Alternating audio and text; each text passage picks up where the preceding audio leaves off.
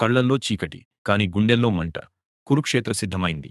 కాని ఒక తండ్రి భయం అతని నిద్రపోనివ్వడం లేదు.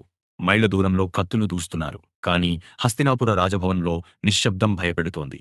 తన కొడుకులు బతుకుతారా? అప్పుడు చీకటిని చీల్చుకుంటూ మహర్షి వ్యాసుడు వచ్చారు. అడిగారు, రాజా, ఈ మహాయుద్ధాన్ని చూడాలనుకుంటున్నావా?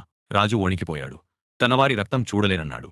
కాని యుద్ధ విశేషాలు అవి మాత్రం తెలియాల్సిందే. వ్యాసుడు సంజయుడి వైపు చేయి చాచాడు.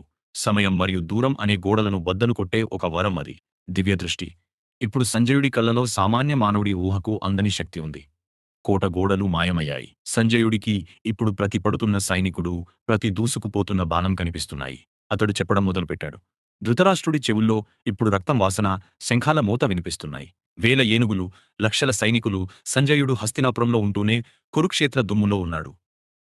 ఎవరు చూడలేని దృశ్యాన్ని సంజయుడు చూశాడు. భగవంతుడి విశ్వరూపం మరియు ధర్మం గెలవబోతోందన్న సూచన. రాజు విజయాన్ని కోరుకున్నాడు. కాని సంజయుడు అతనికి సత్యాన్ని చూపిస్తున్నాడు.